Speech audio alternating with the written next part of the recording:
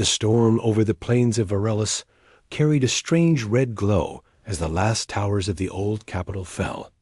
The world once known for its calm blue skies had become a field of drifting ash.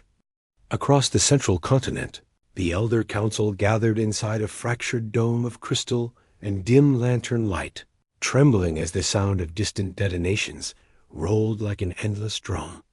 Their world was dying, and every call for help had gone unanswered. Counselor Rylan stood before the assembly. His voice quivered as he held the cracked transmitter that had once been their proud symbol of unity. It now flickered weakly. Their message had been sent to every star nation across the charts. They had pleaded to the galaxy, appealing to the great federations, the elegant species, the ancient powers known for their fleets. Yet the only reply had been silence. No one wished to stand against the invaders, known only as the Scourge. The Scourge moved like a shadow, without warning or mercy. Their machines devoured fields, cities, and entire ecosystems. Varellus had survived the first waves only through sacrifice. Now even that was failing. The last shield grid has fallen, Rylan said. His words echoed inside the dome. We cannot resist any longer. We must consider evacuation. There is nowhere left, another counselor whispered. The gates are occupied. The ports are ruins. We are alone. Rylan closed his eyes, feeling the ache of defeat push through his chest. They had hoped that someone, anyone, would come. They had believed in the famed protectors of the galaxy. But every empire had turned away, fearing the Scourge. Their world was not valuable enough to justify a war that could swallow entire fleets. Just as Rylan prepared to deactivate the transmitter, the device sparked. A new signal emerged from the static. At first it was faint, then sharpened as the translator struggled to decode the unfamiliar dialect. This is Earth Vessel, Resolute responding to the distress call of Varellus. Identify your status. The Council froze. Earth, a small world at the edge of the star maps. A world so dangerous that even seasoned traders refused to land without reinforced suits. A world classified as a planetary hazard zone, wild, chaotic, filled with creatures that defied logic. The species that called that death world home was often spoken of in tones of caution. Yet now it was Earth's voice that answered. Rylan stepped forward. This is Rylan of Varellus. We request aid. Our cities have fallen. Our people are dying. The Scourge surrounds us. There was a pause. Then another voice answered. Calm, firm, steady. Understood. Hold your position. Earth forces are en route. The Council exchanged stunned glances. That cannot be, one muttered. They have no reason to fight for us. They are Deathworlders. Another whispered with a mix of awe and fear. They value challenge. They value the impossible. Rylan tightened his grip on the transmitter as the dome trembled under another distant blast. He knew little of Earth beyond rumors, but if even half of the legends were true, then perhaps hope could survive another moment. The sky burned with streaks of fire as Earth's ships descended through the smoke. They were not elegant vessels like the crystal cruisers of the core worlds. They were heavy and angular with dark armor panels and engines that roared like caged storms. The flagship cut through the cloud cover and hovered above the ruins with a deep, metallic hum. From its hangar emerged a formation of armored figures. Humans, their suits looked scarred, as if forged in an older war, yet each step the humans took was precise and purpose-driven. At their front marched a commander named Reed.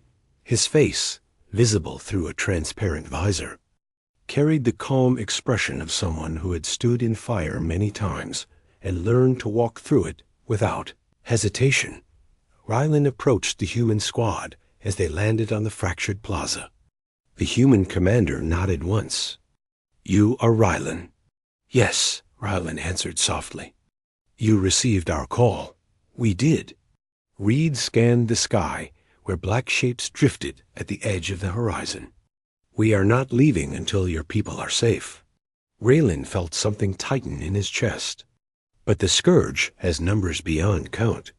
No other world dared face them.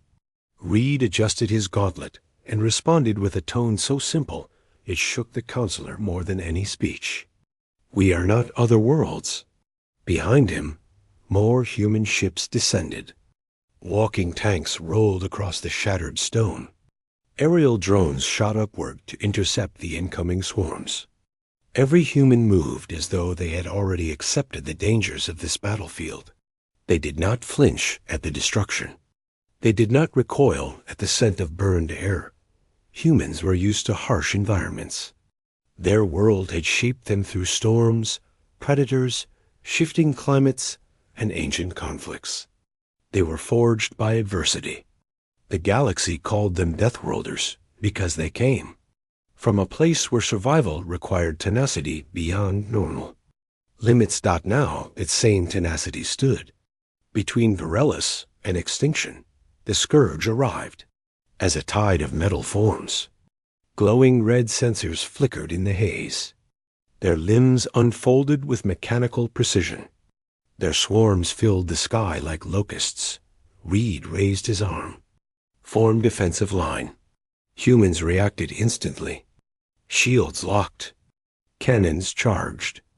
Drones zipped into formation overhead. The first wave of Scourge machines descended with a howl of burning air. Energy beams slashed toward the human line. The humans didn't break. They moved with disciplined unity, redirecting fire, calling out target points, and striking with synchronized bursts of force. Rylan watched from behind the barricade. Every instinct told him to run. The pressure of the battlefield felt suffocating. Yet humans moved as though this chaos was familiar. Their motions were sharp and strategic. When a Scourge construct broke through the smoke and lunged toward them, Reed sprinted forward, intercepting it with a strike that shattered its core. Sparks flew as the machine collapsed. The counselor could not look away. Humans fought with a fury that came from instinct and training combined. They did not fear the enemy. They studied it, adapted to it, overcame it. For generations, Varellus had admired peace. They had built diplomacy and culture, but had long abandoned warcraft. Watching humans fight was like witnessing a forgotten truth of the universe, one that did not rely on elegance, but on resolve. The Scourge sent wave after wave. Earth's forces pushed back each one. But humans were not unlimited, and equipment could only hold so long. The defensive line trembled as the horizon darkened again. Ryland stood by Reed as the commander monitored the incoming scans. "Another swarm," Reed murmured. "3 times larger than the first." "Can you hold?" Ryland asked, unable to hide the tremor in his voice. Reed looked at him with steady eyes. "We will." There was no boast, no grand heroic declaration, only certainty. The next assault hit with crushing intensity. The Scourge brought larger constructs, towering machines with limbs like metal trees and cores that burned with dark energy. The ground shook as they advanced. Human artillery fired continuously. Drones swarmed around the giants, targeting joints and exposed circuits. One of the massive constructs charged through the smoke, swinging an arm toward the human line. Reed called out an order. A squad of humans rushed forward, launching grappling lines that latched onto the machine's frame. They climbed with rapid movements, attaching charges along its surface. The explosion that followed sent the construct staggering before it collapsed into shattered metal. Raylan could scarcely breathe. "You sacrifice yourselves so quickly." "We survive by acting," Reed replied. "Hesitation kills more than any enemy." Another wave crashed. The humans shifted formation. Every motion was purposeful. Every choice was calculated. Even as the Scourge pressed harder, the humans pressed back with equal determination. Hours passed. Smoke darkened the sky. Fire rained from above. Yet humans refused to retreat. Their voices carried through the comm systems. They encouraged each other, reminded each other of positions, covered each other's lines. Deathworlders defended a gentle world with a ferocity that defied logic. By nightfall, the battlefield was a graveyard of broken metal. The Scourge had been forced to retreat temporarily. Exhausted human soldiers regrouped among the debris. Reed met with Rylan in the remains of the plaza. "We pushed them back," Reed said. His armor was scorched. His visor cracked. He looked worn but steady. "But they will return with more." Rylan bowed his head. "You have done more than any other world. But I fear our planet will fall regardless." Reed studied him with a quiet intensity. "Then we get your people out before it happens." Rylan looked up sharply. "But the ports are destroyed." "Then we build a new path," Reed answered. "Earth has engineers trained for crisis zones. Our ships can create temporary launch platforms. We will get your civilians to orbit." Rylan felt his throat tighten. "You risk everything for us." Reed shrugged lightly. "No one else came. So we did." The counselor realized then that humans did not look at value the same way others did. They did not weigh worth by resources or alliances. They responded because someone needed help. They fought because they believed they could make a difference. And when no one else answered the cry for aid, Deathworlders had stepped forward without hesitation. The evacuation began at dawn. Humans and Varellans worked side by side, assembling platforms, guiding families, and defending the perimeter. The Scourge returned again and again, but each time the humans slowed them. Reed's coordination kept the lines intact. As the last transport lifted toward the sky, Rylan stood beside Reed. "Because of you, our people live." Reed exhaled